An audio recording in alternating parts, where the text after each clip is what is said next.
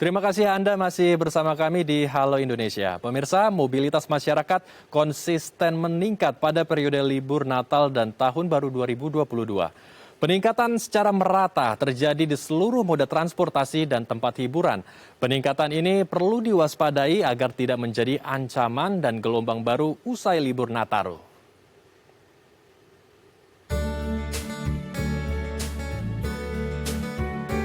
Kementerian Perhubungan melaporkan adanya peningkatan mobilitas masyarakat selama periode libur Natal dan Tahun Baru sejak 17 Desember 2021 hingga 3 Januari 2022. Jumlah penumpang angkutan umum seluruh moda transportasi meningkat 10,71% jika dibandingkan dengan masa libur Nataru di tahun sebelumnya, yaitu 5.871.300 penumpang pada periode saat ini dan 5.303.161 penumpang pada periode sebelumnya. Peningkatan pergerakan masyarakat juga terjadi sebesar 10% jika dibandingkan pada bulan November 2021. Banyak masyarakat yang melakukan kunjungan ke tempat-tempat yang memicu kerumunan seperti resto, kafe, pusat perbelanjaan, taman hiburan, museum, dan bioskop. Hal ini mengindikasikan terjadinya peningkatan masyarakat yang harus dicermati oleh pemerintah untuk menjaga pandemi tetap landai dengan kerjasama yang dibangun bersama seluruh lapisan masyarakat dengan penerapan protokol kesehatan yang lebih ketat. Ya, mobilitas meningkat pasca Nataru dan kita juga tahu sudah bisa kita lihat bahwa angka kasus COVID-19 ini juga semakin meningkat setiap harinya. Kemarin lusa saja ada 404 kasus dan kemarin menyentuh di 533 kasus. Untuk membahas seputar ini kita langsung berdiskusi dengan epidemiolog dari Griffith University dengan Kang Diki Budiman. Selamat siang Kang Diki, apa kabar Kang? Alhamdulillah, selamat sore Bang Indro, waktu Australia. Alhamdulillah baik. Baik, Kang Diki, kita langsung saja berdiskusi mengenai imbas dari peningkatan mobilitas, kemudian efeknya atau dampaknya adalah peningkatan kasus COVID-19. Kalau berbicara mengenai peningkatan kasus COVID-19 di awal tahun 2022, ini memang mungkin berbeda nih Kang Diki dengan di periode sebelumnya di awal tahun 2021. Meski ada peningkatan kasus, tapi angka kasusnya tidak mencapai 1.000 kasus dalam satu hari.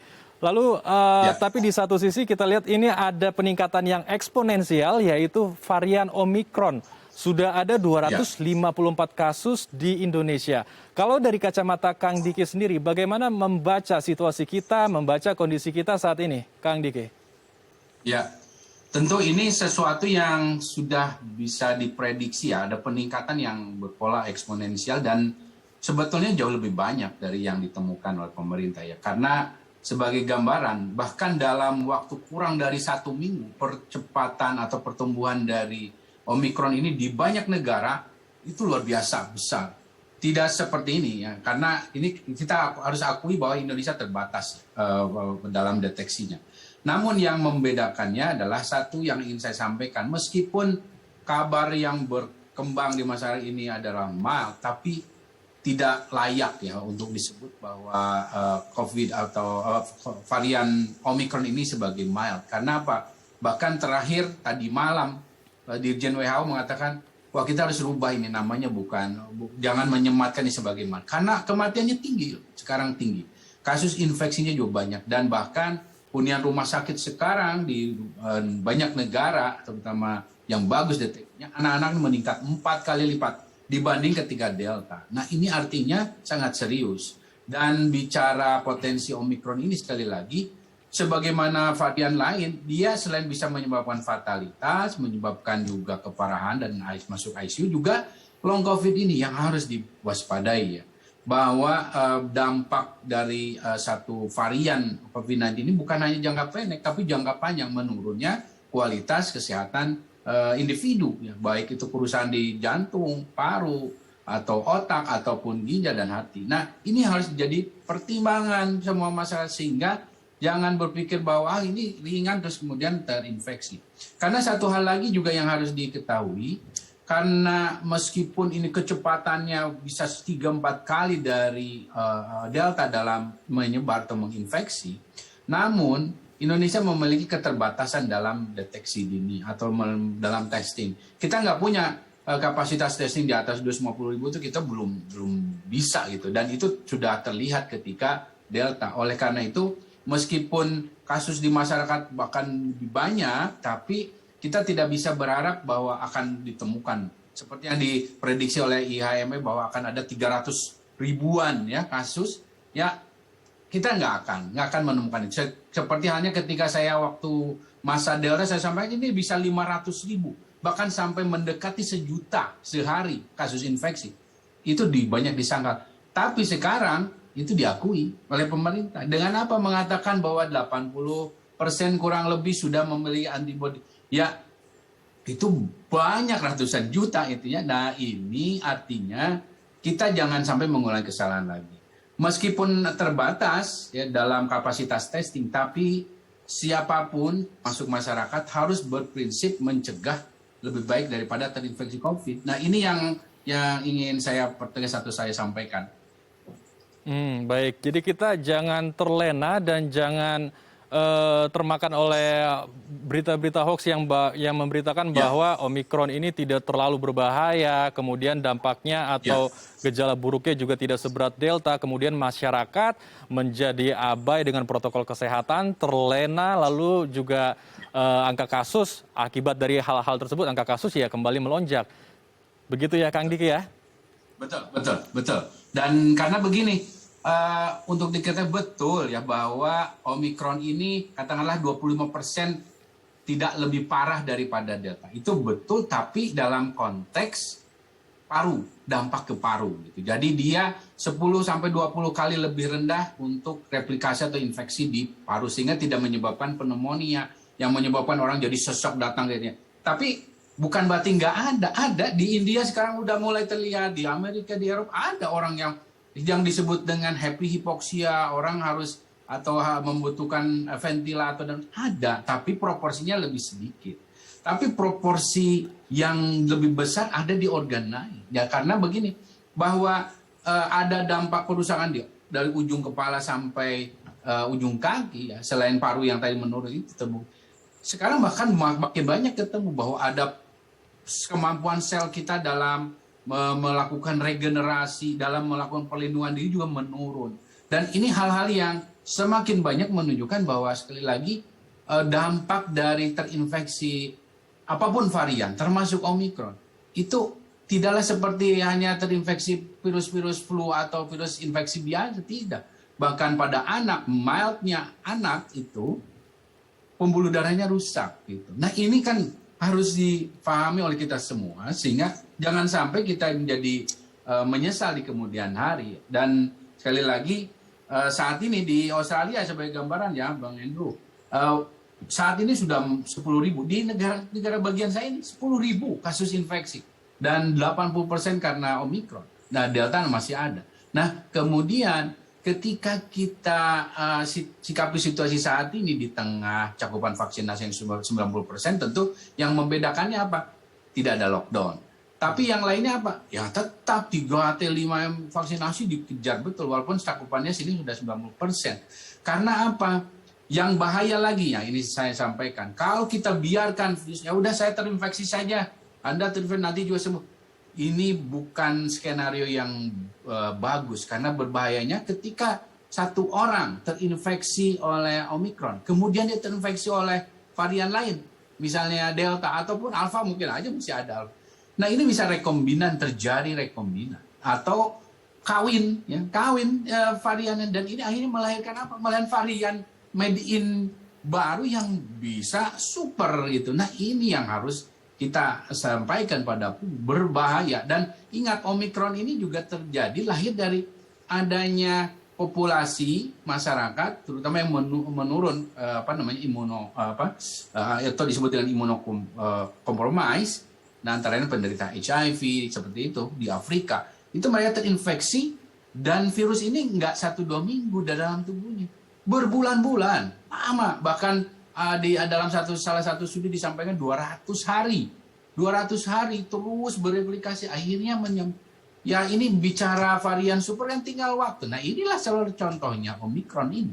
Nah Kalau kita mengulang itu lagi, ya kita akan bisa menimbulkan varian baru made in Indonesia. Yang kita tahu di Indonesia ini virus banyak banget. Bakteri banyak sekali di Indonesia. Dan sama seperti di Afrika. Dan ini adalah satu situasi yang berbahaya ketika kita membiarkan virus ini merajalela tanpa terkendali. Baik.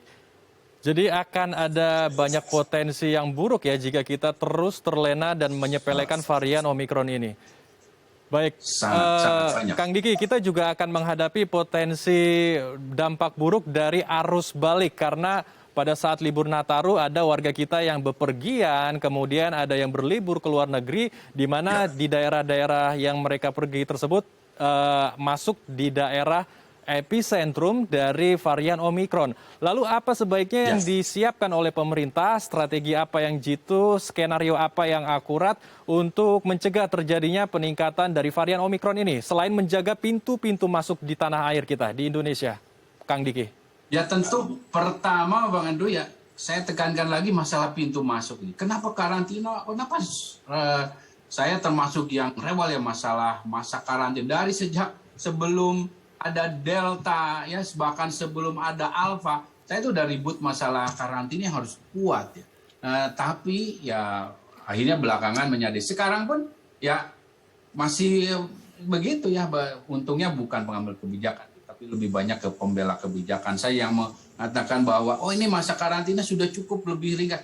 Tanpa pemahaman epidemiologi penyakit menular, apalagi pengalaman ya tentang bagaimana pentingnya menjaga pintu masuk negara. Karena begini ya, kalau bicara katakanlah penguatan pintu negara, di situ ada karantina, isolasi, itu setengah dari upaya kita menjaga potensi perburukan dalam negeri.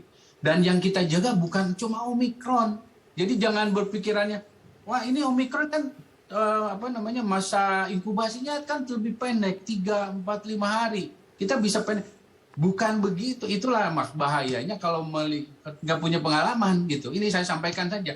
Kalau nggak punya pengalaman berbahaya. Dan ini kita ternyata ya saya jadi habis kata. Nah, maksudnya begini ya. Saya sudah lebih dari 10 tahun lah dalam ilmu. Nah, kita berpikir untuk melindungi masyarakat ini bukan hanya melihat jangka pendek gitu, bukan hanya Delta, Omikron, tapi adanya potensi varian lain, adanya ancaman lain dalam situasi karut seperti ini, maksudnya kan begitu banyak potensi varian yang lahir yang kita belum bisa deteksi karena keterbatasan. Jangankan Indonesia, dunia ini terbatas whole genome sequencing-nya, sehingga kita harus hati-hati bahwa Omikron jelas bukan varian terakhir. Saya sampaikan, dalam waktu dekat bisa ada varian yang lebih hebat dari ini. Nah, itulah sebabnya kenapa karantina penting gitu. Masa karantina setidaknya 7 hari, kalau misalnya 7 hari harus diperkuat dengan setidaknya PCR yang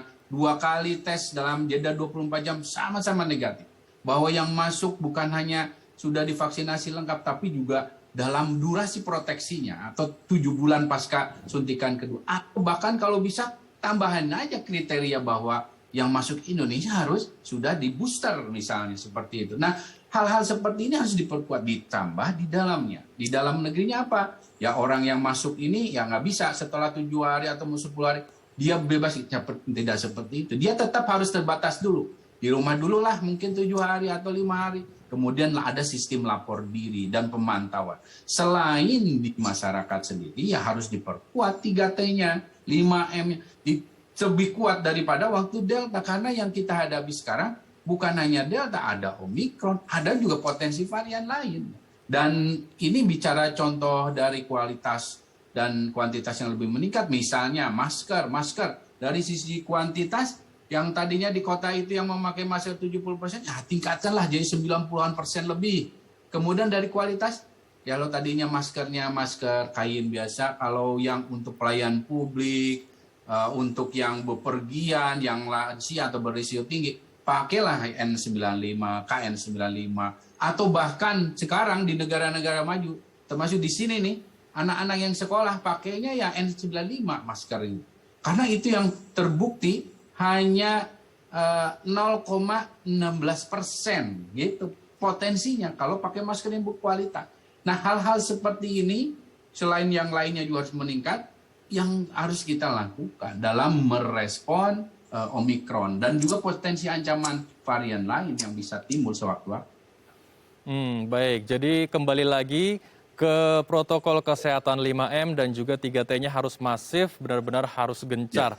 Dan tadi selain ada varian Omikron, untuk mencegah varian Omikron kita harus melakukan 5M dan 3T. Saya dengar juga sudah ditemukan varian baru, Kang Diki, yaitu di Prancis varian IHU.